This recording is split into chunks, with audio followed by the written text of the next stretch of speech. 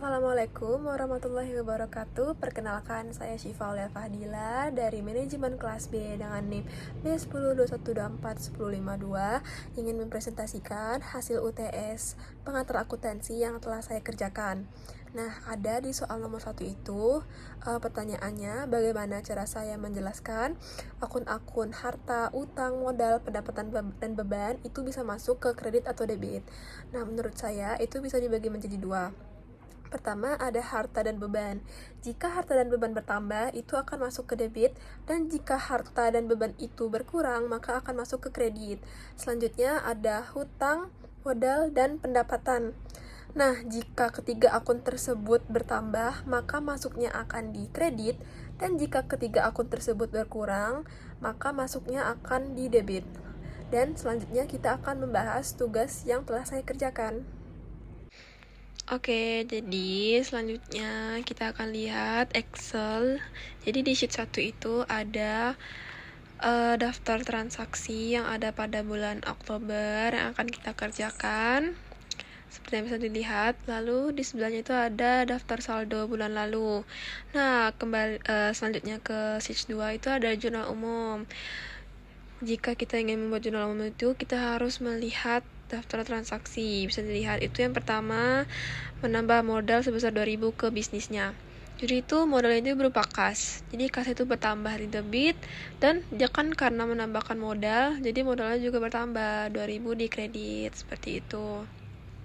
Lalu untuk yang nomor 2, kita baca soalnya lagi, memperoleh pembayaran sebesar 5.000. Jadi kita balik ke jurnal umum. Memperoleh pembayaran itu berupa kas, jadi kasnya bertambah 5.000 di debit, dan piutang, dia memperoleh bayaran itu dari bulan lalu, jadi piutang itu berkurang sebesar 5.000, jadi piutang itu sudah habis. Yang ketiga itu membayar kepada CV untuk peliputan profil bisnis sebesar 300. Jadi itu ada beban peliputan profil bisnis, jadi itu pengorbanan yang dia keluarkan sebesar 300, jadi bertambahnya di debit. Nah, selanjutnya itu kasnya itu berkurang untuk membayar si beban itu, jadi berkurang itu 300 di kredit. Selanjutnya ada membeli paket kuota untuk kebutuhan handphone sebesar 70, dan membeli beban lain-lain seperti tisu, permen, air mineral sebesar Rp30. Nah, ditulis di jurnal umum itu, pertama ada beban internet kantor sebesar 70 yang kita tadi lihat. Selanjutnya ada beban lain-lain, itu ada 30, kita tambahin bebannya, jadi kasnya berkurang Rp100, seperti itu.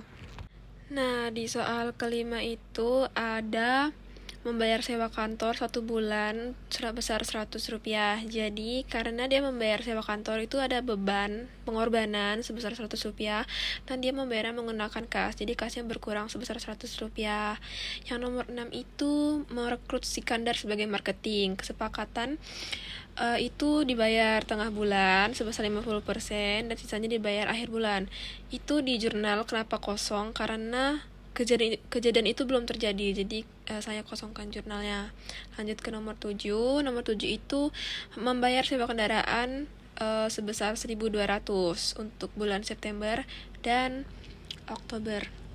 Nah, karena dia membayar sewa kendaraan, jadi di akunnya itu ditulis sewa kendaraan dibayar di muka itu sebesar 1.200, dan dia kan membayar sewa kendaraan itu menggunakan kas, jadi kasnya itu berkurang sebesar 1.200.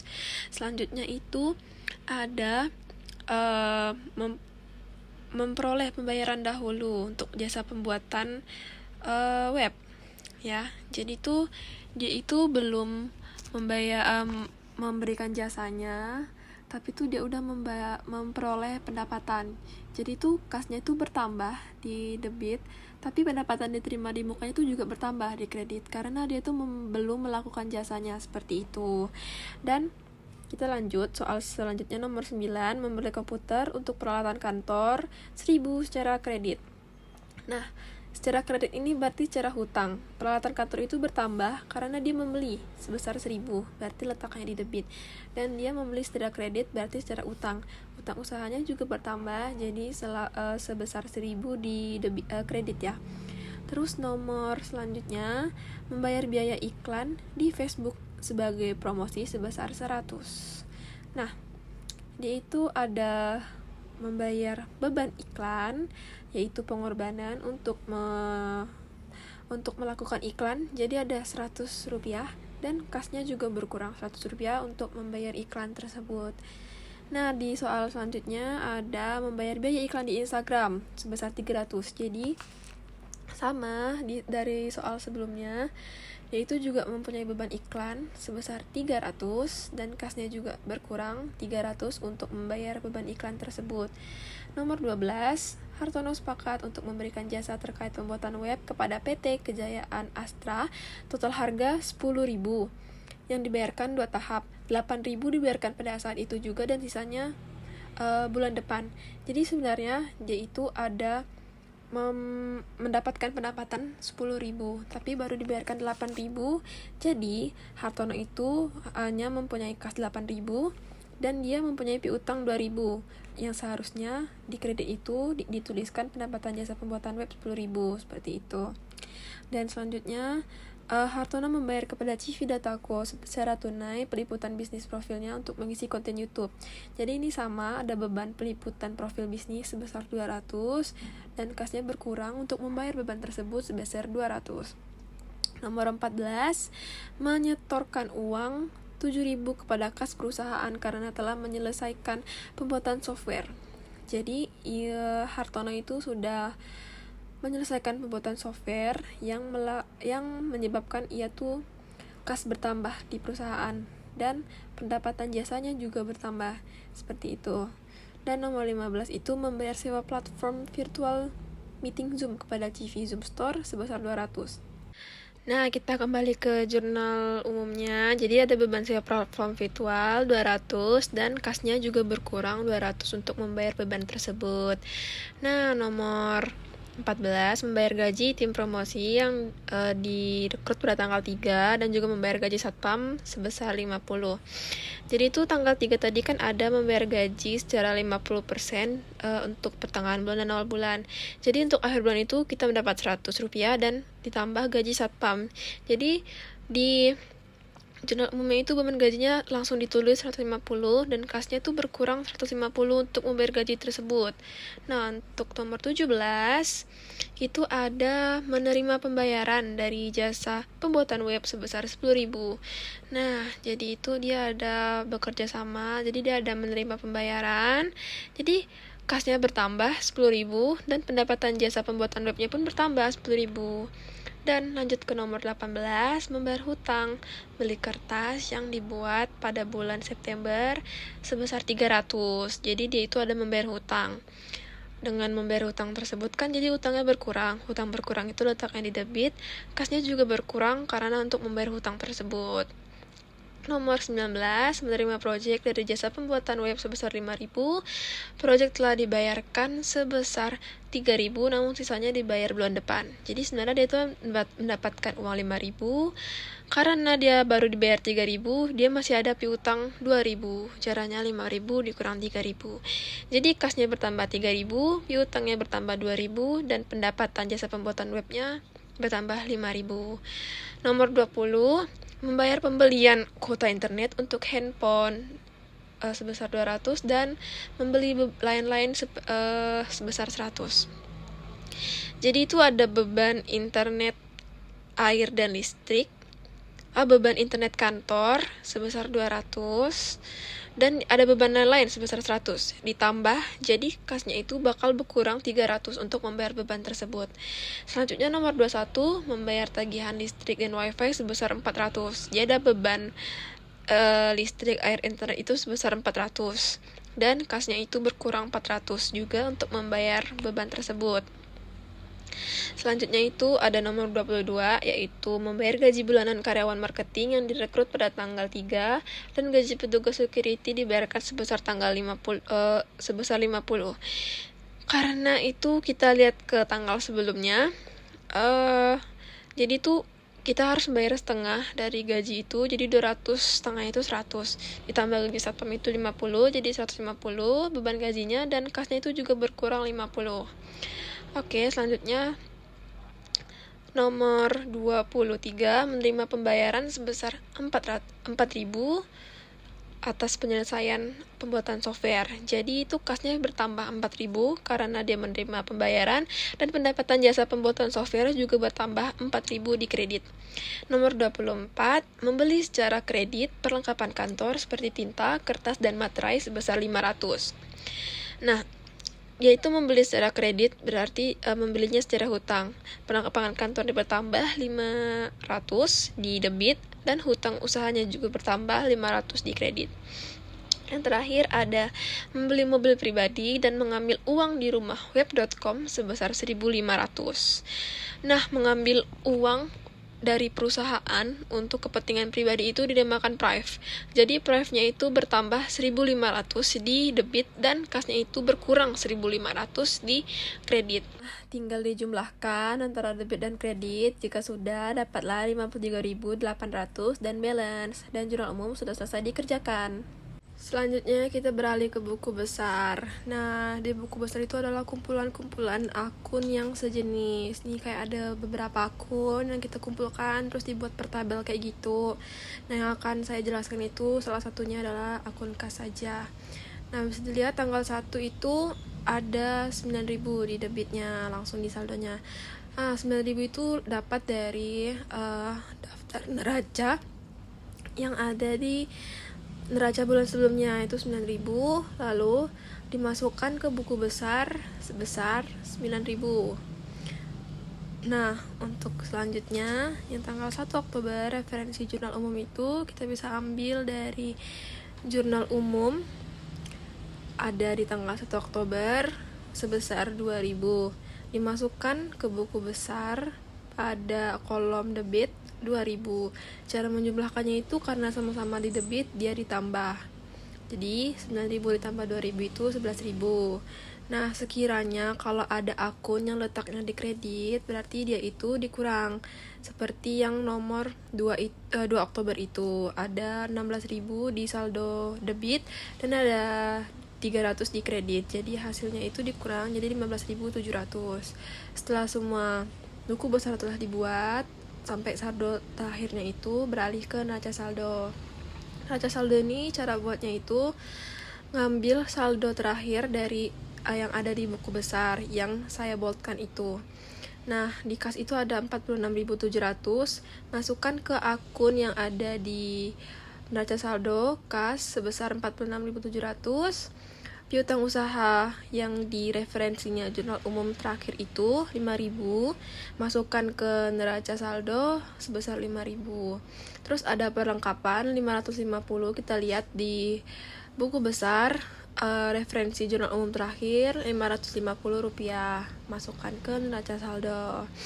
Nah, seterusnya juga sama, ada sewa kendaraan dibayar di muka, terus ada peralatan kantor. Kita bisa cek di buku besarnya juga untuk memastikan kembali. Nah, jika semuanya sudah selesai itu, kita bisa menjumlahkan antara debit dan kreditnya itu. Jika hasilnya balance seperti yang ada di video tersebut, maka hasilnya benar. Selanjutnya ada jurnal penyesuaian. Jurnal penyesuaian ini dibuat pada akhir periode atau akhir bulan tersebut.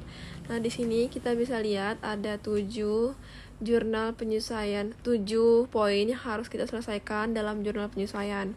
Yang pertama adalah informasi perlengkapan kantor di akhir Oktober masih tersisa Rp200. Kita bisa lihat di neraca saldo, perlengkapan di saldo itu masih ada sekitar 550. Cara menghitungnya 550 kita kurangkan dengan 200, yaitu hasilnya 350.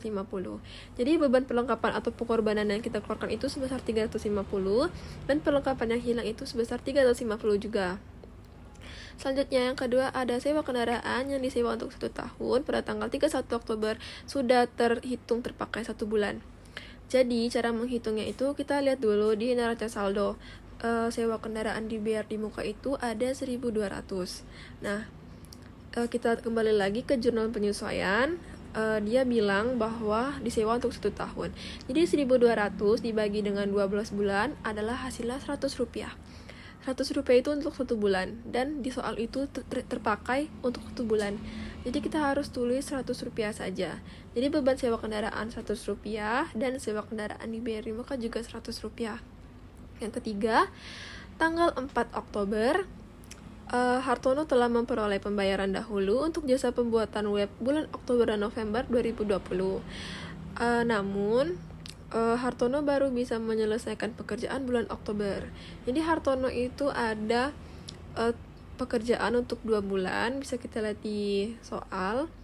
Tetapi ia baru menyelesaikan untuk 1 bulan saja, bulan Oktober. Dan pembayaran untuk 2 bulan itu 4.000. Jadi, karena Hartono baru bisa menyelesaikan 1 bulan, maka 4.000 itu dibagi 2 bulan, hasilnya adalah 2.000. Jadi pendapatan diterima di muka 2.000, pendapatan jasa pembuatan web juga 2.000. Selanjutnya nomor 4 ada petugas security diajak lembur pada 30 Oktober untuk pengamanan kantor karena tim Hartono sedang lembur juga di kantor. Gaji janji dibayarkan di awal bulan depan sebesar Rp50. Jadi security tersebut diajak lembur dan dijanjikan gaji Rp50 di bulan depan. Jadi Hartono itu mempunyai beban gaji Rp50 dan utang gaji karena akan dibayarkannya pada bulan depan. Selanjutnya itu ada diterima kiriman tagihan internet bulan Mei atas penambahan kecepatan sebesar Rp100 dan akan dibayarkan bulan depan. Nah, pada bulan Mei itu Hartono itu ada penambahan internet. Jadi beban listrik, air, internet itu bertambah. Jadi bertambah Rp100. Nah, untuk di kreditnya beban yang masih dibayar itu artinya hutang. Karena ia akan dibayarkan bulan depan, maka terletaknya di kredit Rp100. Selanjutnya sudah selesai jasa pembuatan web untuk PT Sriwijaya Kurnia dan janji dibayarkan bulan depan sebesar 5.000. Jadi Hartono itu mempunyai piutang usaha 5.000 karena dibayarkannya bulan depan, dan juga ada mendapatkan pendapatan jasa pembuatan web sebesar 5.000 di kredit. Nah, di soal terakhir ini kita harus menggunakan garis lurus, yaitu dengan cara nilai perolehan dikurangan dengan nilai sisa dibagi dengan nilai ekonomis. Jadi nilai perolehan itu ada 1.000 dan nilai sisanya itu ada 40 yang ada di jurnal penyesuaian. Jadi 1.000 dikurangi 40 itu sama dengan 960. 4 tahun itu sama dengan 48 bulan, jadi 960 dibagi 48 bulan itu sama dengan 20. Nah, beban depresiasi peralatan kantornya ada 20, dan akumulasi itu artinya jumlah. Jadi jumlah depresiasi peralatan kantornya itu ada 20. Kita jumlahkan semuanya, jadi ada 7.620. Jika jurnal penyesuaian sudah dikerjakan, maka kita berlanjut ke neraca saldo setelah disesuaikan. Caranya itu adalah kita ke neraca saldo sebelumnya dulu, kita copy paste semua akun yang ada di situ. Setelah itu kita lihat di jurnal penyesuaian akun-akun apa saja yang ada di sana. Seperti beban perlengkapan itu ada 350 di debit. Kita lihat di neraca saldo sebelumnya, cari ke beban perlengkapan. Di situ ada 180. Jika letaknya sama-sama di debit, maka kita tambahkan 350 ditambah 180 yang hasil akhirnya adalah 530 yang letaknya di neraca saldo setelah disesuaikan. Selanjutnya ada perlengkapan 350 di kredit. Nah, kita lihat di neraca saldo sebelumnya, perlengkapan itu 550 di debit. Karena di jurnal penyesuaian itu di kredit, maka kita kurangkan, hasilnya adalah 200. Selanjutnya ada beban sewa kendaraan sebesar Rp100 di debit. Kita lihat juga di neraca saldo. Beban sewa kendaraan ini belum ada, masih kosong, jadi tinggal kita pindahkan ke neraca saldo setelah disesuaikan sebesar Rp100. Nah, setelah itu ada sewa kendaraan dibayar di muka Rp100 di kredit. Kita lihat juga sewa kendaraan itu ada 1.200 di debit. Karena letaknya berbeda, jadi 1.200 dikurang Rp100, hasilnya Rp1.100 di debit. Nah, kita lihat lagi ada apa saja yang ada di jurnal penyesuaian. Jika semua akun-akunnya sudah disesuaikan dengan neraca sebelumnya, maka kita jumlahkan dan hasil akhirnya akan berubah seperti ini dan balance. Nah, setelah ini kita bisa langsung lanjut ke worksheet atau kertas kerja. Nah, di worksheet ini ada beberapa jurnal dan neraca yang harus diambil seperti neraca saldo sebelum penyesuaian, jurnal penyesuaian, dan neraca saldo setelah penyesuaian. Yang pertama kita bisa copy paste neraca saldo sebelum penyesuaian itu, copy paste langsung semua akun-akunnya dan saldo-saldonya beserta jumlah dari semuanya. Dan selanjutnya kita bisa langsung ke jurnal penyesuaian. Kita kalau di jurnal penyesuaian ini jangan langsung copy paste semuanya, tapi kita pindahkan satu persatu saldonya biar lebih tepat aja. Dan jangan lupa pindahkan juga jumlah dari seluruh saldonya yang paling bawah. Setelah itu, kita lanjut ke neraca saldo setelah penyesuaian. Kalau yang ini bisa langsung kalian copy paste semua saldonya dari debit dan kredit beserta jumlah debit dan kreditnya itu. Selanjutnya kita beralih ke laporan laba rugi. Laporan laba rugi ini akunnya ada pendapatan dan beban. Kita ambil dari neraca setelah disesuaikan, pindahkan saldo-saldonya, lalu jumlahkan. Memang jumlah antara debit dan kredit itu tidak sama seperti pada di video, tinggal dikurangi saja, hasilnya adalah 40.310. Itu artinya kita mendapatkan laba karena di kredit itu, yaitu akun pendapatan itu lebih besar jumlahnya daripada beban-beban. Selanjutnya ke neraca. Neraca ini akunnya ada harta, utang, dan modal. Tinggal kita pindahkan saja saldo-saldo dari neraca setelah penyesuaian ke neraca itu. Kita jumlahkan juga dan hasilnya itu tidak sama. Jadi kita kurangi juga hasil dari debit dan kredit itu, dan selisihnya itu 40.310. Hasil dari laba dan rugi serta neraca itu sama, jadi hitungan kita itu sudah benar. Nah, hal terakhir yang harus kita kerjakan adalah laporan keuangan. Di laporan keuangan itu ada 3 yang harus dikerjakan, yaitu laporan laba rugi, laporan perubahan modal, dan laporan neraca. Untuk mengerjakan laporan laba rugi, kita harus memasukkan pendapatan dan beban-beban. Bisa kita ambil dari worksheet sebelumnya, yaitu kita tinggal copy paste pendapatan yang ada beserta saldo-saldonya, begitu juga dengan beban-beban. Pendapatan dijumlahkan yang menghasilkan 48.300. Beban-beban juga dijumlahkan yang menghasilkan 7.990. Pendapatan dan beban ditambahkan menghasilkan 40.310. Nah, hasil dari laba bersih ini kita pakai di laporan perubahan modal. Kita akan masukkan modal awal, yaitu sebesar 16.820. Lalu, setelahnya kita masukkan laba, yaitu 40.310 yang ada pada laporan laba rugi tadi, dan price. Nah, kita kurangkan nanti pada laba dan price tersebut yang menghasilkan 38.510. Nah, modal awal tersebut ditambahkan dengan kenaikan modal dan menghasilkan modal akhir yaitu 55.330. Nah, selanjutnya ada laporan neraca. Di laporan neraca itu ada aktiva, ada pasiva, dan ada modal. Aktiva itu berupa harta-harta. Kita bisa juga langsung copy paste dari worksheet tersebut yang sudah saya beri warna hijau, itu berupa harta atau aktiva. Kita copy paste beserta saldo-saldonya. Dan jangan lupa masukkan akumulasi karena itu termasuk aktiva. Tetapi khusus untuk akumulasi kita kurangkan, jadi hasilnya 58.980. Pasiva itu adalah utang.